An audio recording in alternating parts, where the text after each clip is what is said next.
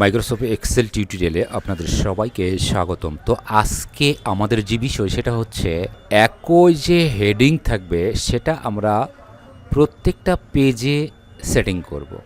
দেখুন আমরা যখন এখানে দেখতে পাচ্ছি এটা আমরা যখন নিচের দিকে আসব তখন কিন্তু আমরা একটা হেডিং দেখতে পাচ্ছি, পরে যে পেজ আছে সেই পেজে কিন্তু হেডিং নেই, আবার তারপরের পেজে এটাও হেডিং নেই। ভালোভাবে এটা বোঝার জন্য অফিস বাটনে এসে প্রিন্ট প্রিভিউ ক্লিক করব। দেখুন শুধুমাত্র প্রথম পেজে হেডিং দেওয়া আছে, পরের পেজগুলোতে কিন্তু হেডিং দেওয়া নেই। তো আমরা এখন প্রত্যেক পেজে এখন হেডিং সেটিং করব। হেডিং সেটিং করার জন্য আমাদের যেটা করতে হবে, অবশ্যই পেজ লেআউটে আসতে হবে। পেজ লেআউটে এসে প্রিন্ট টাইটেলে আসতে হবে।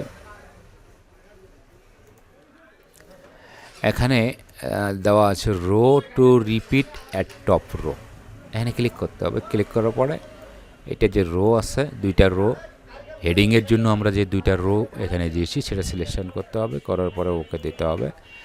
এখন এখান থেকে আমরা প্রিন্ট প্রিভিউ যখন যাব, দেখুন এই পেজেও কিন্তু হেডিং আছে, তারপরের পেজেও কিন্তু এই একই হেডিং আছে, তারপরে পরের পেজেও কিন্তু একই হেডিং আছে।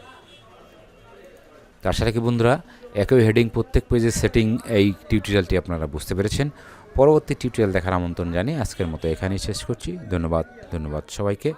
যারা নতুন দেখছেন আমার চ্যানেলটি সাবস্ক্রাইব করবেন, পরবর্তী আপডেট পেতে অবশ্যই বেল আইকনে ক্লিক করবেন।